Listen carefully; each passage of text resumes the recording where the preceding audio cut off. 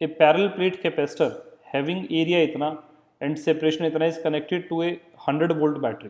ठीक है, तो ये एक कैपेसिटर है। ठीक है, it is connected to 100 volt battery. ठीक है, इसका एरिया पता है, ये डिस्टेंस d पता है।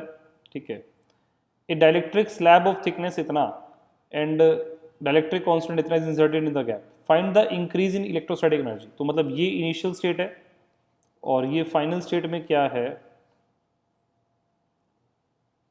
कि इसके आधा पोर्शन में एक स्लैब लगा दिया, डाइलेक्ट्रिक स्लैब, इसका डाइलेक्ट्रिक कांस्टेंट 5 है।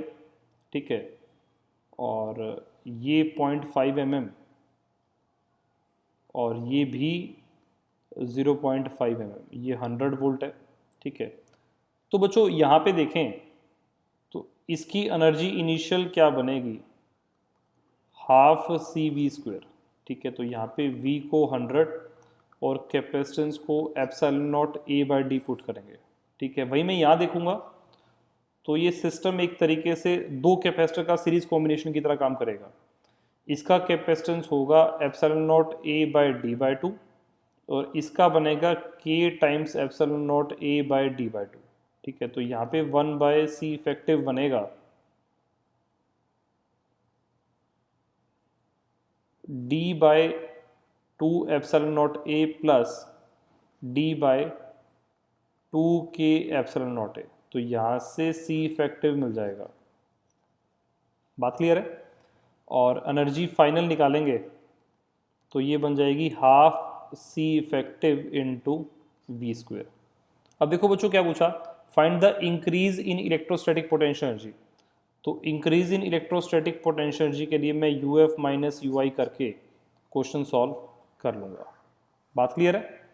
अब आगे क्या कहता है, if the power supply is now disconnected and the dielectric slab is taken out. तो बेटा देखो यहाँ से यहाँ जब डाइलेक्ट्रिक स्लैब को इंसर्ट किया ना तो बैटरी कनेक्टेड थी।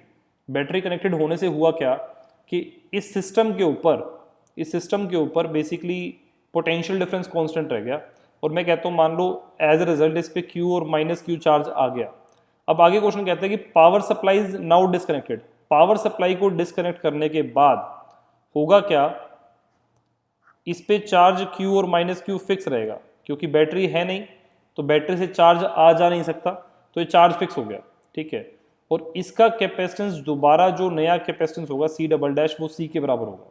मतलब मैंने इसको C बोला, इसको C इफेक्टिव बोल दिया और इसको C डबल डैश बोल दिया, तो ये C डबल डैश दोबारा C के बराबर हो जाएगा।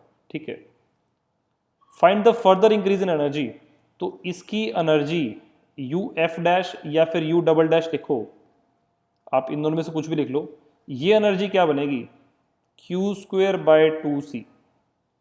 ठीक है, अब ये एनर्जी जो निकलेगी ये लास्ट स्टेट की एनर्जी है और हमें फर्दर इंक्रीज इन एनर्जी पूछा है तो वो बन जाएगा U double dash minus UF। ठीक है, इस एक्सप्रेशन से हम निकाल सकते हैं कि कितना एनर्जी का फर्दर इंक्रीज होगा। और क्वेश्चन पूछा गया why does the energy increase in inserting the slab as well as in taking it out. तो बेटा जब स्लैब को इंसर्ट कर रहे थे तो हुआ क्या कि अगर मैं हाफ CV² से देखूं तो कैपेसिटेंस एक तरीके से बढ़ गया, V सेम रह गया। हम इसी फॉर्मूला से एनर्जी कंपेयर करेंगे क्योंकि पोटेंशियल डिफरेंस सेम रह रहा है। अब पोटेंशियल डिफरेंस सेम होने पे जब C बढ़ेगा तो एनर्जी बढ़ेगी, तो एक इसमें तो इस वजह से इंक्रीज हुई। और जब मैं इस वाली स्टेट से इस वाली स्टेट की बात करूंगा तो मैं एनर्जी का फॉर्मूला देखूंगा Q²/2C। क्यों Q²/2C? क्योंकि इन दोनों स्टेट्स में, मतलब इस वाली स्टेट में और इस वाली स्टेट में चार्ज कांस्टेंट है और जब चार्ज कांस्टेंट होगा तो मुझे इस फॉर्मूले को देखना पड़ेगा और इस फॉर्मूले के हिसाब से चार्ज को कांस्टेंट रख के जब मैं कैपेसिटेंस को कम करूंगा तो एनर्जी क्या हो जाएगी, बढ़ जाएगी।